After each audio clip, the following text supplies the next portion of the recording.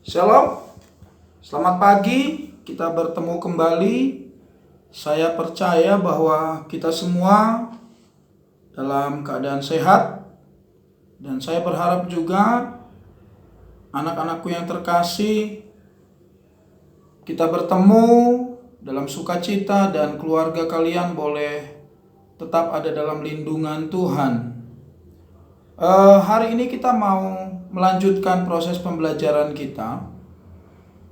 Namun mari sama-sama kita menyerahkan waktu ini ke dalam tangan pimpinan Tuhan. Kita bersatu dalam doa. Terpujilah Tuhan Allah Bapa dalam surga, Bapa yang baik, Bapa yang luar biasa, Allah yang di dalam nama Tuhan Yesus Kristus kami bersyukur karena Tuhan senantiasa memberkati kami dengan limpah. Tuhan memberikan kami kesehatan sehingga kami boleh tetap belajar sampai hari ini. Pimpin kami Tuhan dalam proses pembelajaran ini. Kami buka hati, kami memberi diri kami untuk dipimpin oleh Roh Kudus. Dan kiranya Engkau Allah mengampuni, menguduskan hamba-Mu. Biarlah hikmat dari tempat maha tinggi yang Allah berikan bagi hamba-Mu, memimpin hamba-Mu dalam hamba berbagi akan pembelajaran dan firman Tuhan. Terima kasih Allah kami yang hidup. Di dalam nama Tuhan Yesus Kristus kami berdoa. Amin. Anak-anakku yang terkasih dalam Tuhan, minggu kemarin kita sudah belajar bagaimana karya pembaharuan Tuhan di dalam perjanjian lama dan perjanjian baru. Hari ini kita mau belajar tentang pembaharuan yang Allah kerjakan bagi hidup kita. Allah menghendaki pembaharuan itu terjadi dalam setiap umat-umatnya. Tetapi yang harus dipahami adalah pembaharuan itu yang dikerjakan oleh Allah harus diresponi. Allah hadir, ingin memberikan pembaharuan, tetapi harus ada respon dari kita. Sebagai respon kita adalah apa yang disebut dengan pertobatan. Pertobatan, kalau kita sering mendengar, itu adalah kita berbalik arah 180 derajat dan meninggalkan dosa itu kepada terang Tuhan. Pada dasarnya pemahaman itu tidak salah. Namun kita mau belajar hari ini dari sisi etimologi kata, asal muasal kata. Dalam bahasa Inggris, kata pertobatan itu memakai kata repentance. Repentance ini pemahamannya atau pengertiannya adalah suatu rasa menyesal atas suatu kesalahan, pelanggaran, kejahatan, atau dosa yang kita lakukan atau kita perbuat. Ada perasaan bersalah. Ada perasaan menyesal. Kenapa ya gue lakukan? Oh, aku jahat. Aku melakukan dosa. Aku melakukan kebohongan. Aku melakukan hal yang tidak berkenan kepada Tuhan. Ada sebuah penyesalan di sana. Dan itu muncul dari hati. Muncul secara batiniah.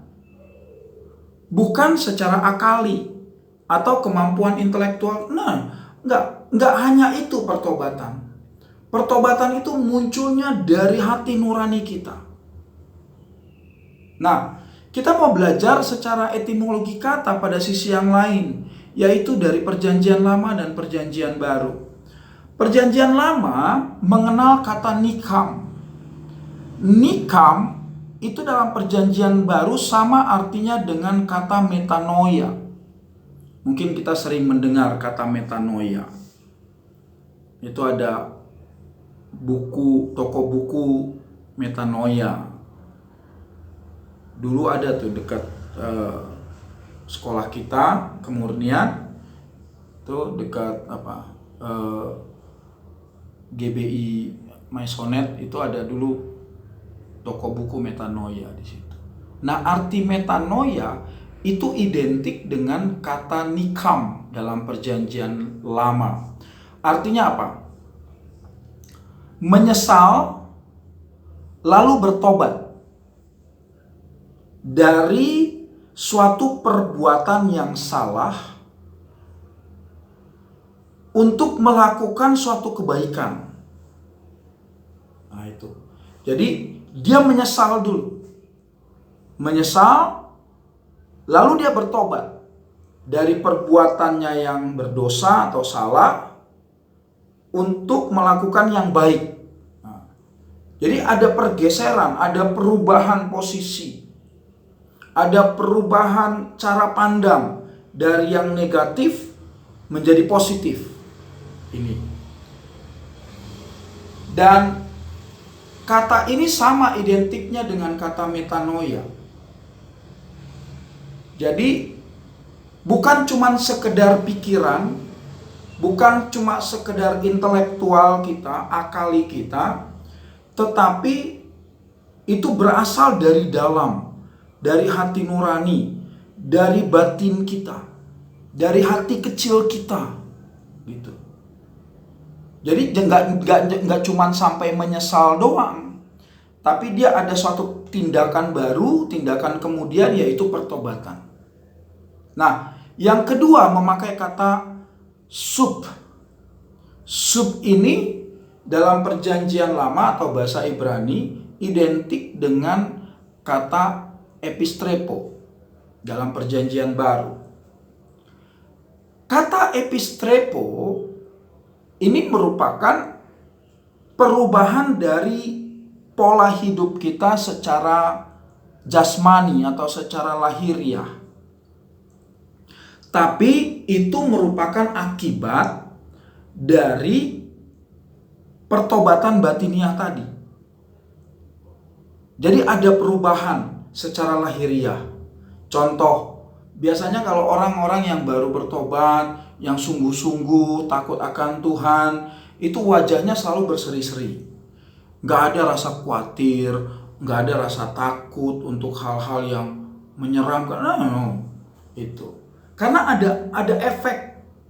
Hal yang lahiriah itu merupakan efek dari hal yang batiniah tadi. Gitu. Kemudian cara berpakaian lebih rapi, ya kan? Yang cewek lebih rapi, nggak seronok, pakai rok yang di bawah lutut, itu jauh lebih rapi. Ya nggak pamer-pamer tubuh lah, ya.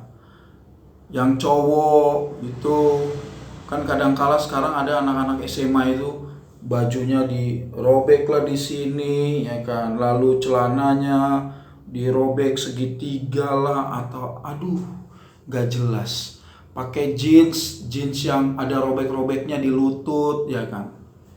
Nah, hal-hal seperti ini nih yang perlu kita pahami, bahwa hal-hal yang lahiriah, yang jasmani itu akan berubah seiring dengan perubahan pembaharuan dari batin kita, gitu. Jadi gak serta-merta lahiriah dulu, enggak. Itu berasal dari batiniah. Nah, itu tadi merupakan penerapan kita sebagai bukti, sebagai wujud nyata bahwa kita adalah orang-orang yang sudah bertobat. Kita pakai pakaian rapi, ya. Penampilan kita rapi lah. Itu. Mandi 2 kali sehari minimal, ya kan. Tidur, istirahat yang cukup. Lakukan hal-hal yang memang seturut dengan kehendak Tuhan. Itu adalah side effect, dampak dari pertobatan batiniah. Nah, kemudian apa yang nyata, apa yang terjadi dari sikap hati kita setelah kita bertobat? Yang pertama, menyadari bahwa ia adalah orang berdosa yang akan menerima hukuman dari Allah. Jadi kita harus sadar benar bahwa kita sudah berdosa dan kita dapat hukuman dari Allah. Itu sanksi. Jelas, Roma pasal 6 ayat 23 bilang apa? Upah dosa adalah maut, tetapi karunia Allah adalah hidup yang kekal. Itu benar. Jadi bukan hanya sembarang ayat-ayat begitu saja, tidak. Jelas dikatakan dalam firman Allah, upah dosa adalah maut. Dengan kata lain, setiap pelanggaran, setiap kesalahan, setiap dosa yang kita lakukan ada dampaknya, ada upahnya sebagai sanksi dari Allah. Tetapi sorga tetap jaminan bagi hidup kita yang diberikan oleh Tuhan. Gitu loh. Nah, yang kedua, sikap hati kita adalah menyadari bahwa kita membutuhkan Yesus Kristus sebagai satu-satunya juru selamat bagi hidup kita. Saya mau ingatkan buat kita sekalian, tidak ada juru selamat lain-lain di dunia ini. Satu-satunya juru selamat bagi hidup kita adalah Yesus Kristus yang adalah Tuhan dan juru selamat kita. Jadikan Kristus Yesus itu jadi Tuhan bagi hidupmu, jadi juru selamat bagi hidupmu secara pribadi. Tidak ada yang lain. Yang memberikan jaminanmu ke surga hanya itu. Gitu. Gak ada Tuhan yang lain. Tuhan yang benar, Tuhan yang sejati, hanyalah Yesus Kristus Tuhan. Mari sama-sama anak-anakku yang terkasih dalam Tuhan, kita mau menyadari ini. Dan setelah itu, kita datang sama Tuhan, mohon pengampunan. Supaya Allah menguduskan kita. Datang sungguh-sungguh sama Tuhan. Berlutut kalau perlu, berdoa. Sampai mencucurkan air mata. Sebagai tanda penyesalan kita atas keberdosaan kita. Saya pernah cerita tentang latar belakang hidup saya kepada kalian. Tetapi lihat, Allah kita adalah Allah yang maha pengampun. Semerah apapun, bahkan Alkitab bilang, dosamu semerah kermisi pun akan Tuhan ampuni. Dengan kata lain begini, seberat apapun, sebesar apapun, separah apapun dosamu, kelakuanmu yang jahat, tapi saat kau sungguh-sungguh minta ampun sama Tuhan dan menyerah kepada Tuhan, juga minta pengudusan dari Tuhan, Allah akan lakukan. Allah akan baharui hidupmu dengan catatan kau sungguh-sungguh bertobat. Tidak ada perkara yang mustahil di hadapan Tuhan. Allah kita adalah Allah yang penuh kasih, dan kasih-Nya tak terbatas. Begitu besar. Saya percaya kita akan mendapatkan pengampunan. Dan selanjutnya, setelah kita memohon pengampunan, kita datang sama Tuhan menyerahkan hidup kita. Jadi menyerahkan hidup kita itu jangan tanggung-tanggung, jangan separuh-separuh, jangan sepotong-potong. Kasih seutuhnya, seluruhnya. Ada pujian, aku mengasihi Engkau Yesus dengan segenap hatiku. Itu bukti penyerahan hidup kita dengan segenap hati. Jadi, waktu kita menyerahkan hidup kita seluruhnya kepada Tuhan, maka kita membiarkan Tuhan berkuasa atas hidup kita. Apapun yang terjadi atas hidup kita, kita membiarkan Tuhan melakukan kehendaknya secara utuh. Tanpa kita utak-atik. Banyak kali kan kita nyerahkan, tapi ekor kita pegang gitu loh. Lihat, saya kalau kasih kepercayaan kepada kalian, saya percaya seutuhnya kepada kalian. Tapi kalian harus bertanggung jawab. Gitu loh. Itu malah lebih berat. Kenapa? Karena kalian harus mempertanggungjawabkannya itu. Dan saya percaya benar, saat kita menyerahkan hidup kita kepada Tuhan, Tuhan akan bertanggung jawab atas hidup kita seluruhnya. Amin. Ini yang harus kita lakukan. Menyerahkan hidup kita secara utuh. Gitu. Terlebih, kita harus pegang teguh keyakinan bahwa kita benar-benar menerima Yesus Kristus sebagai Tuhan dan Juru Selamat kita pribadi. Ini yang harus kita yakinkan hidup kita. Jangan nanti kau gara-gara cintamu, kau lepaskan Yesusmu sebagai Tuhan dan Juru Selamatmu pribadi. Bodoh kau. Itu. Lebih dari segalanya keselamatan itu. Yesus adalah Tuhan yang seharusnya lebih dari segalanya bagi hidup kita. Terlalu banyak orang-orang yang karena cinta melepaskan keselamatan itu dari hidupnya.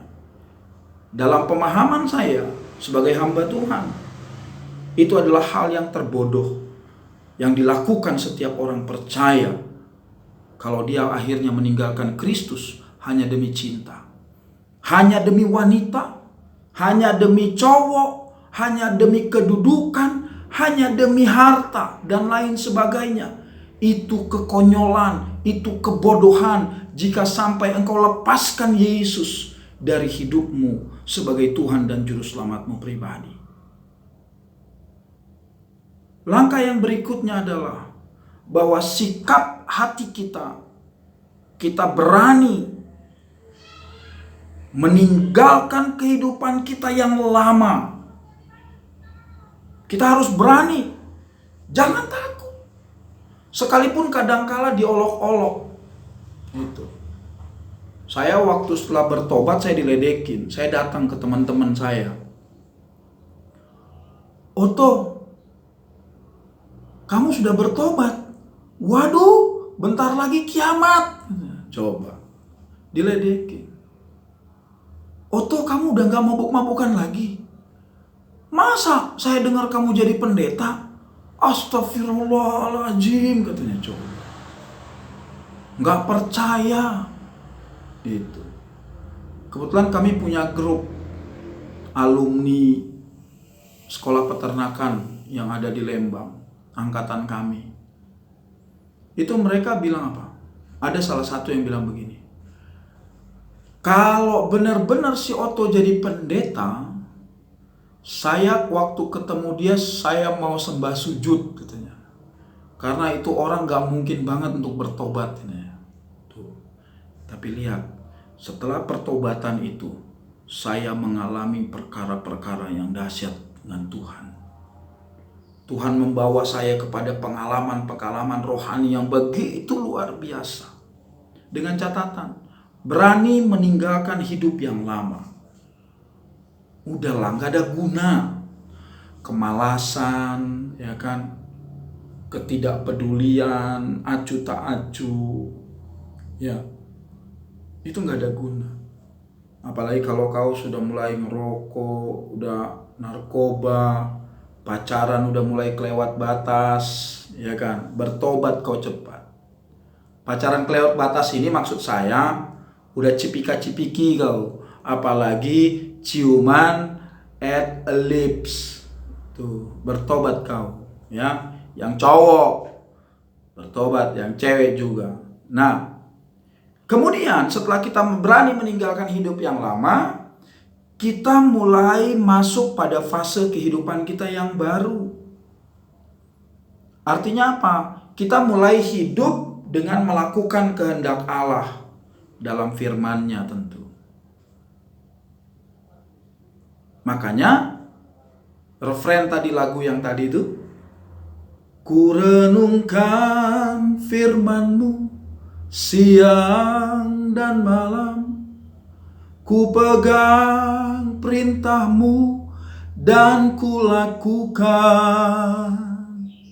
Engkau tahu ya Tuhan, tujuan hidupku hanyalah untuk menyenangkan hati-Mu. Lihat.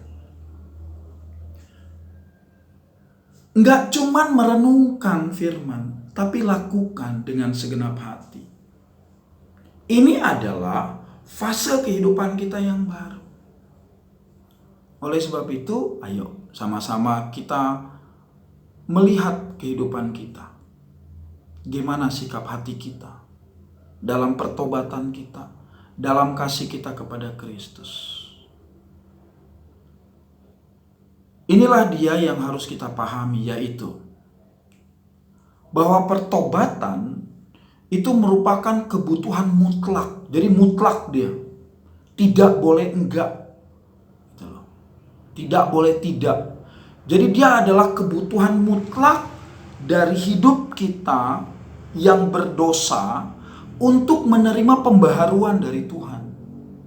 Saya yakin percaya setelah kita menyesal, kita bertobat, maka Allah akan membaharui hidup kita dengan benar. Allah akan membaharui hidup kita dengan begitu luar biasa. Kita akan alami fase baru dalam hidup kita. Nah, pertobatan yang sejati adalah saat terjadi dalam hidup kita bahwa kita mengizinkan kuasa Allah membaharui hidup kita secara penuh. Gitu loh. Kan tadi kita sudah menyerahkan diri kita. Lalu kita membiarkan Tuhan membaharui hidup kita. Gitu. Contoh, misalnya kita mau nyuci mobil. Kita udah serahkan nih kepada petugasnya gitu. Apa kita mau halang-halangi? Ini jangan, bagian ini aja. Enggak, kita biarin mereka bekerja. Gitu. Dan kita percaya bahwa mereka akan bertanggung jawab atas pekerjaan mereka sehingga mobil kita bersih. Gitu loh. Apalagi Tuhan kita. Gitu. Apalagi Tuhan kita. Saya percaya dia akan melakukan tugasnya, dia akan melakukan pekerjaannya, membaharui kita dengan luar biasa. Nah, bukti dari pertobatan itu sendiri adalah kita mengambil keputusan. Perhatikan baik. Bukti dari pertobatan itu sendiri adalah bahwa kita mengambil keputusan dalam hidup kita untuk memproklamasikan tentang pertobatan kita di hadapan Tuhan, di hadapan hamba-hamba Tuhan, di hadapan jemaat-jemaat Tuhan. Itulah yang seringkali kita sebut dengan baptisan kudus. Atau kalau kaum Lutheran, gereja-gereja Lutheran biasa menyebutnya dengan sidi. Mereka bicara dengan lepas sidi gitu. Itu identik dengan baptisan kudus atau baptisan air, baptisan selam. Kalau para kaum Pantekosta, kaum karismatik mengenalnya itu. Ini bukti bahwa pertobatan kita mau proklamasikan, kita mau kasih tahu ke orang. Ini loh, gua sekarang adalah orang yang bertobat. Itu sebabnya Roma pasal 6 ayat 3 dan 4 jelas bilang begini. Ayo sama-sama kita lihat Roma pasalnya yang ke-6 ayat 3 dan 4. Ini adalah ayat emas, ayat pokok dari baptisan kudus. Saya bacakan. Atau tidak tahukah kamu bahwa kita semua yang telah dibaptis dalam Kristus telah dibaptis dalam kematiannya? Dengan demikian, kita telah dikuburkan bersama-sama dengan Dia oleh baptisan dalam kematian, supaya sama seperti Kristus telah dibangkitkan dari antara orang mati oleh kemuliaan Bapa, demikian juga kita akan hidup dalam hidup yang baru. Perhatikan baik.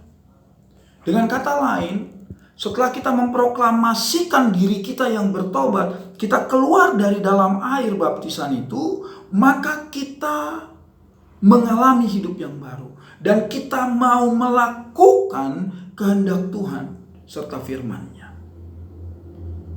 Inilah yang harus kita pelajari, kita harus pahami, kita harus mengerti dengan baik.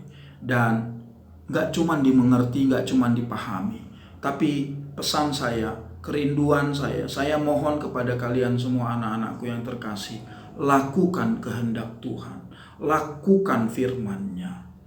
Jangan cuma sebagai pendengar, tapi jadilah pelaku-pelaku firman. Amin. Kita akan akhiri pembelajaran kita dan masih ada satu bagian materi terakhir, dan itu akan kita lakukan minggu depan. Setelah itu kita akan ulangan harian atau penilaian harian yang kedua buat kita semua. Mari sama-sama kita tutup dalam pembelajaran ini dengan doa. Kita bersatu dalam doa.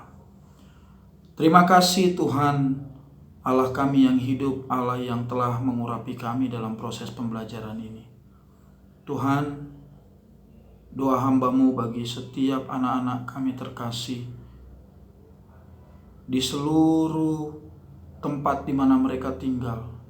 Lindungi, jagai mereka, keluarga mereka Engkau berkati. Penuhi mereka dengan damai sejahtera-Mu. Allah sendiri turut campur tangan. Tuhan, Engkau berkati Yayasan Kemurnian. Engkau berkati seluruh unit-unit, terlebih khusus unit SMA. Mulai dari pimpinan, staf guru, OB, seluruh murid-muridnya. Dimanapun mereka berada, kami berdoa Allah menjagai memberkati mereka. Kami juga berdoa Tuhan buat bangsa kami. Kiranya Engkau luputkan dari wabah penyakit ini Tuhan. Virus corona ini kalau boleh Tuhan Engkau singkirkan. Kami berdoa buat tim dokter, para perawat, seluruh yang berkecimpung di sana, para relawan. Tuhan jagai, lindungi mereka, pelihara akan mereka Tuhan. Oh Bapa, kami percaya Engkau akan memulihkan bangsa kami Indonesia. Allah sendiri yang akan memberkati bangsa kami. Kami percaya Tuhan ada rencana dan maksud Tuhan yang luar biasa setelah wabah ini kami lewati. Terima kasih Bapa. Izinkan orang-orang yang meneliti akan hal ini untuk menemukan vaksin dan obat-obatnya Tuhan. Oh Bapa, terima kasih. Kami serahkan seluruh kehidupan kami selanjutnya hanya di dalam nama Tuhan Yesus Kristus, yang adalah Tuhan dan Juru Selamat kami yang hidup. Haleluya. Amin. Shalom. Tuhan Yesus memberkati kita semua.